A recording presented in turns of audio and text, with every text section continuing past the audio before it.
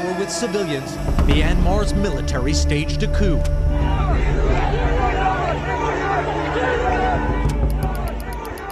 2021 সালের 1 ফেব্রুয়ারি আগের বছরের সাধারণ নির্বাচনে অং সান সুচির National League for Democracy NLD সেনা সমর্থিত দলকে বিপুল ভোটে পরাজিত করার পর ওই দিনই প্রথম পার্লামেন্টে অধিবেশন বসার কথা ছিল।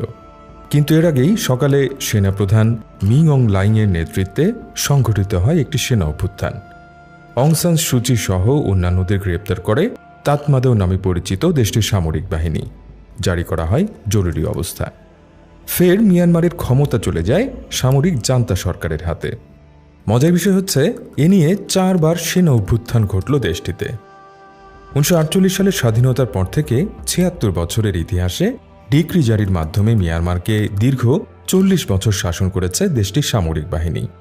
সাংবিধানিক ক্ষমতা বলে দেশটির শাসন ক্ষমতা নিয়ন্ত্রণ করেছে 19 বছর। আর শাসন ক্ষমতায় উল্লেখযোগ্য নিয়ন্ত্রণ ছিল 2016 থেকে 2021 পর্যন্ত 5 বছর। অর্থাৎ বেসামরিক প্রশাসনের হাতে শাসন ক্ষমতা ছিল মাত্র 12 বছর। তবে 12 বছরেও দেশটিতে সামরিক বাহিনীর ভূমিকা কিন্তু কম ছিল না। বলা যায়, আধুনিক এশিয়ার সবচেয়ে এলিট ও দীর্ঘ সময় ধরে ক্ষমতায় থাকা বাহিনী হচ্ছে মিয়ানমারের সামরিক বাহিনী। এনসাইক্লোপিডিয়া ব্রিটানিকার তথ্য অনুযায়ী মিয়ানমারের সংবিধানে কু ক্লজ বা সেনা অভ্যুত্থানকে বৈধতা দিতে ধারা পর্যন্ত তৈরি করা হয়েছে। সংবিধানে বলা হয়েছে, প্রেসিডেন্ট চাইলে দেশের জরুরি অবস্থা জারি করতে পারেন এবং তিনি ক্ষমতা সামরিক বাহিনীর কাছে হস্তান্তর করতে পারেন। শুধু তাই নয়, মিয়ানমারের অর্থনীতির একটি বড় অংশের নিয়ন্ত্রণও রয়েছে সামরিক বাহিনীর হাতে। Union of Myanmar economic holdings corporation এবং মিয়ানমার ইকোনমিক কর্পোরেশন নামে দুটি সুবৃহৎ ব্যবসায়ী প্রতিষ্ঠান বা কংগ্লোমারেটসের প্রতিষ্ঠাতা দেশটির সামরিক বাহিনী। অভ্যন্তরীণ ব্যবসা ছাড়াও বিদেশি বিভিন্ন ফার্মের সাথে যৌথ ব্যবসা রয়েছে এদের। অর্থাৎ দেশটির ইতিহাস ঘাটলে দেখা যায়, দেশটির শাসন ক্ষমতা থেকে শুরু করে অর্থনীতি, পররাষ্ট্রনীতি সবকিছুতেই প্রত্যক্ষ বা পরোক্ষ নিয়ন্ত্রণ রয়েছে সামরিক বাহিনীর। কিন্তু কেন মিয়ানমারের সামরিক বাহিনী এত ক্ষমতাধর হয়ে উঠল? কিভাবে তারা দেশটির সর্বেসর্বা হয়ে উঠেছিল? আর কেনই বা মিয়ানমার সামরিক বাহিনীর হাতে কুক্ষিগত হয়ে পড়ল? এসব প্রশ্নেরই উত্তর জানার চেষ্টা করব আদ্যপান্তর আজকের পর্বে। 1989 সালের নাম পরিবর্তনের আগে মিয়ানমার পরিচিত ছিল বার্মা নামে। আর 1940-এর দশকের শুরুর দিকে বার্মা ন্যাশনাল আর্মি নামে একটি সামরিক বাহিনীর যাত্রা শুরু হয়েছিল অং সান সুচির বাবা জেনারেল অং সানের হাত ধরে। এজন্য অর্থ এবং অন্যান্য সহায়তা এসেছিল জাপানের কাছ থেকে। স্বাধীনতার মাত্র 6 মাস আগে 1947 সালের জুলাইয়ে হত্যাকাণ্ডের শিকার হন জেনারেল অং সান। তিনি একদিকে যেমন মিয়ানমারের ফাদার অব দ্য নেশন, তেমনি তাতমাদাও নামে পরিচিত দেশটির সামরিক বাহিনীর জনকও বলা হয় তাকে। জেনারেল অং সানের মৃত্যু হলেও তার তৈরি করা বাহিনী কিন্তু স্বাধীনতার পর আরও শক্তিশালী হয়ে ওঠে। পরবর্তী বছরগুলোতে ব্যাপক জনসমর্থনও পায় তারা। কারণ সর্বসাধারণের মনে এই বিশ্বাস গেঁথে গিয়েছিল যে ঔপনিবেশিক শাসনের শৃঙ্খল থেকে মিয়ানমারের মুক্তিদাতা হচ্ছে তাতমাদাও অর্থাৎ সামরিক বাহিনী। স্বাধীনতার পর থেকে বার্মার জনগণ সেনাবাহিনীকে দেখতে শুরু করে শ্রদ্ধার চোখে। তাদের সম্মান করা হতো দেশের রক্ষাকারী হিসেবে, যে কারণে স্বাধীনতার পর সামরিক বাহিনীতে কাজ করা হয়ে উঠেছিল হাজারো তরুণের স্বপ্ন। এদিকে হিসেব করলে দেখা যায়, মিয়ানমার রাষ্ট্রের তুলনায় সামরিক বাহিনীর বয়সই বেশি। আবার সামরিক বাহিনীর জন্মই হয়েছিল দেশ স্বাধীন করার মতো একটি রাজনৈতিক উদ্দেশ্যকে সামনে রেখে।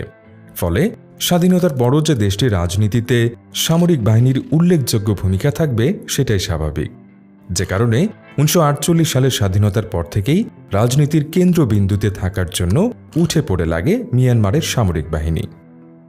বিশেষ করে স্বাধীনতার পরপরই মিয়ানমারে কমিউনিস্ট এবং জাতিগত সহিংসতা দমন করে দেশকে ঐক্যবদ্ধ রাখাই ছিল সামরিক বাহিনীর মূল দায়িত্ব। আর এসব করতে গিয়ে জনসাধারণের মনে প্যারানোয়া সিকিউরিটি কমপ্লেক্স বা নিরাপত্তা নিয়ে এক ধরনের ভ্রান্ত ভয় তৈরির কৌশল কাজে লাগিয়েছিল তারা, এমনই মনে করেন বিশ্লেষকরা। যে কারণে দেশের নিরাপত্তা সবসময় সবার আগে, এমন ভয় ঢুকিয়ে দিয়ে নিজেদের অপরিহার্য করে তুলতে চাইছিল তারা। মূলত অভ্যন্তরীণ ও বাহ্যিক আক্রমণ থেকে দেশটিকে রক্ষা করার অজুহাতে মিয়ানমারে সামরিক শাসনের বৈধতা আদায়ই ছিল তাদের লক্ষ্য। দেশটির অভ্যন্তরীণ শত্রু হিসেবে মনে করা হতো চীনের কমিউনিস্ট পার্টি সমর্থিত বার্মা কমিউনিস্ট পার্টিকে। আবার যুক্তরাষ্ট্রের আক্রমণের শঙ্কা এবং তা ঠেকানোর জন্য নাগরিকদের আধা সামরিক প্রশিক্ষণ দেওয়াও ছিল এই প্যারানয়েরই অংশ। যাই হোক, মিয়ানমারের সামরিক বাহিনীর এই কৌশল যে বেশ কাজে দিয়েছিল তার প্রমাণ পাওয়া যায় স্বাধীনতার পরপরই। স্বাধীনতা লাভের পর উনুর নেতৃত্বে মিয়ানমারে একটি সাংবিধানিক সরকার প্রতিষ্ঠিত হয়, যদিও তা ছিল নামে মাত্র। আসলে উনুর সরকারকে আধা সামরিক সরকার বলে যুক্তিসঙ্গত হবে, কিন্তু সেই শুরু থেকেই দেশের অভ্যন্তরীণ নানা সমস্যা, বিশেষ করে জাতিগত সংঘাত, বিচ্ছিন্নতাবাদী আন্দোলন, দুর্নীতি এবং অব্যবস্থাপনা ইত্যাদির কারণে বেসামাল হয়ে পড়ে সরকার। পরিস্থিতি সামাল দিতে সামরিক বাহিনীর হাতেই গোটা শাসনভার ছেড়ে দেওয়ার জন্য সেনাবাহিনীকে একটি তত্ত্বাবধায়ক সরকার গঠনের আমন্ত্রণ জানান প্রধানমন্ত্রী উনো। সেনাবাহিনীর কমান্ডার জেনারেল নে উইনের নেতৃত্বে সরকার পরিচালিত হয় 1958 থেকে 1960 সাল পর্যন্ত। 1960 সালে একটি সাধারণ নির্বাচনের পর উনুর নেতৃত্বে আবারও একটি বেসামরিক সরকার প্রতিষ্ঠিত হয়। কিন্তু নির্বাচনের 2 বছরের মাথায় একটি সামরিক অভ্যুত্থান ঘটিয়ে পাকাপাকি ক্ষমতায় বসে যান জেনারেল নে উইন। এর পরপরই দেশটির সব বিরোধী রাজনৈতিক দলের উপর নিষেধাজ্ঞা আরোপ করে সামরিক বাহিনী। একই সাথে দেশটির প্রধান প্রধান শিল্প এবং ব্যবসা প্রতিষ্ঠানকে জাতীয়করণ করা হয়।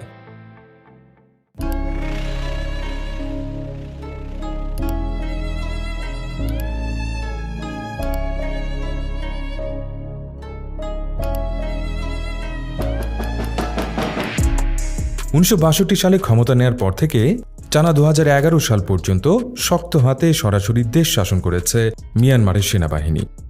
আন্তর্জাতিক ভাবমূর্তি নিয়ে কখনোই চিন্তিত ছিল না দেশটির সামরিক জান্তারা। তাদের একটাই লক্ষ্য ছিল মিয়ানমারের ভেতরে যাতে কোনো রাজনৈতিক শক্তি গড়ে উঠতে না পারে, কারণ জান্তা সরকারের আশঙ্কা ছিল রাজনীতি শক্তিশালী হলে সামরিক বাহিনীর প্রভাব কমে যাবে, যে কারণে সামরিক জান্তা বিরোধী যে কোনো আচরণকেই শক্ত হাতে দমন করার নীতি বেছে নিয়েছিল তারা। কিন্তু দীর্ঘ সময় ধরে সামরিক জান্তা সরকারের কঠোর শাসনের জাতাকলে পিষ্ট সাধারণ মানুষ একসময় প্রতিবাদে রাস্তায় নেমে আসে।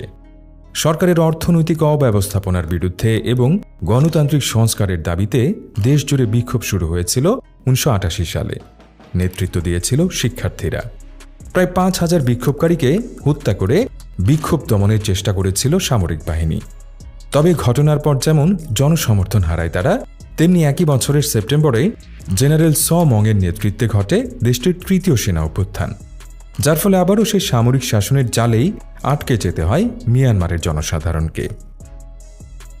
এরপর state law and order restoration council SLORC নামে একটি জান্তা সরকার গঠন করেন জেনারেল স মং। বহু দলের অংশগ্রহণে একটি নির্বাচনের প্রতিশ্রুতিও দেন তিনি। ওই সময় ন্যাশনাল লিগ ফর ডেমোক্রেসি NLDর সেক্রেটারি নির্বাচিত হন অং সান সুচি।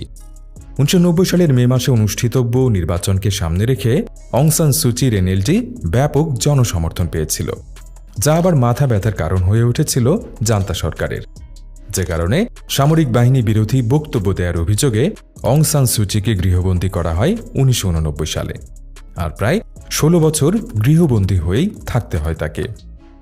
যদিও 1990 সালের নির্বাচনে NLD ব্যাপক ভোটে পার্লামেন্টের 82% আসনে জয় পায়, তবে তাদের হাতে ক্ষমতা হস্তান্তর করেনি সামরিক জেনারেলরা। নির্বাচনকে বাতিল করে শুধু জান্তারাই বৈধ ক্ষমতার অধিকারী এমন ডিক্রি জারি করা হয়। এমনকি তারাই জনগণের নির্বাচিত প্রতিনিধি এবং তারাই দেশের ভবিষ্যৎ সংবিধান প্রণয়ন করবে এমন ক্ষমতাও দেয়া হয় সামরিক বাহিনীকে। 1990-এর এই নির্বাচন প্রহসনের পর কঠোর আন্তর্জাতিক নিষেধাজ্ঞা দেওয়া হয়েছিল। পরে 2000-এর দশকেও দেয়া হয় আরেক দফা নিষেধাজ্ঞা। এদিকে বিক্ষোভ এবং আন্তর্জাতিক চাপের মুখে শেষ পর্যন্ত একটি সংবিধান প্রণয়ন করা হয় 2008 সালে। তবে সংবিধানে এমন ব্যবস্থা করা হয় যাতে ক্ষমতা সামরিক বাহিনীর হাতেই থাকে।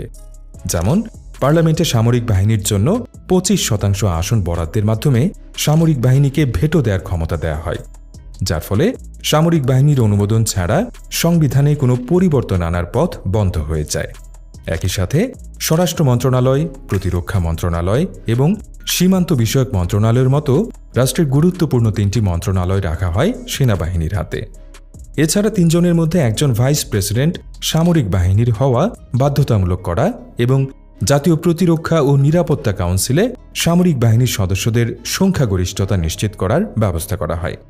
এমনকি সামরিক বাহিনী থেকে সদ্য অবসরে যাওয়া কর্মকর্তাদের তাদের পদ অনুযায়ী বেসামরিক প্রশাসনে গুরুত্বপূর্ণ পদে নিয়োগ দেওয়ার পূর্বের বিধান তো ছিলই।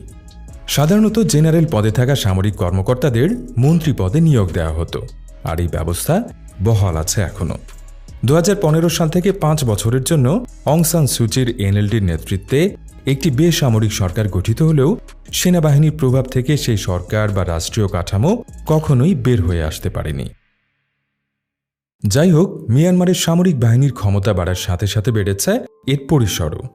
যেখানে 1958 সালে সামরিক বাহিনীর সদস্য ছিল 1,10,000, 1988 সালে এই সংখ্যা ছিল 2 লাখ এবং পরের 10 বছরে অর্থাৎ 1999 সালে এই সংখ্যা দ্বিগুণ বেড়ে দাঁড়ায় 4 লাখে।